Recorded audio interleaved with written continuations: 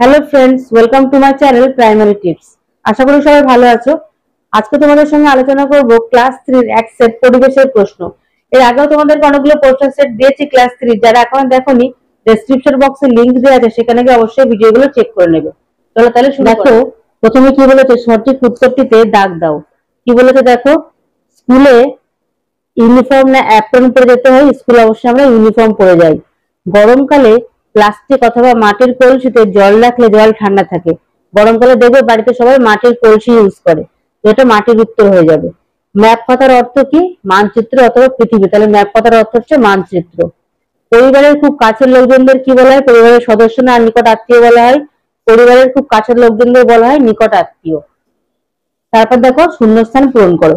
ভূমিকম্প প্রবণ এলাকায় বাড়ি কি দিয়ে তৈরি হয়? কাঠ দিয়ে তৈরি হয়। ভেড়ার লোম দিয়ে তৈরি হয় কি? ড্যাশ পশম। গরমের দিনে চড়া রোদ আটকায় কি? ছাদ। পাকা ঘরের ভেন্টিলেটর রাখতে হয় কিসের প্রবেশের জন্য? বায়ু প্রবেশের জন্য। তারপর দেখো কি বলেছে, বাক্যটি শুদ্ধ হলে তালব সহস্য লিখবে এবং মিথ্যা হলে লিখবে অশুদ্ধ মানে অ লিখবে। তাহলে মাছি মৌচাক তৈরি করে, এটা কি ঠিক? অবশ্যই না। কে তৈরি করে মৌচাক? মৌমাছি তৈরি করে, তাহলে এটা অশুদ্ধ হয়ে যাবে। শীতকালে উলের পোশাক পরতে হয়, শুদ্ধ না অশুদ্ধ?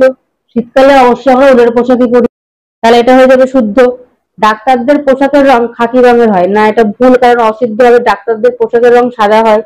বর্ষাকালে সিনথেটিক কাপড় তাড়াতাড়ি শুকায়, এটাও ঠিক। বর্ষাকালে সিনথেটিক কাপড় তাড়াতাড়ি শুকায়। এবার বলছে দেখো, ক স্তম্ভের সঙ্গে খ স্তম্ভ মেলাতে হবে। সোয়েটার কি হবে? সোয়েটার কখন পরি আমরা? শীতকালে।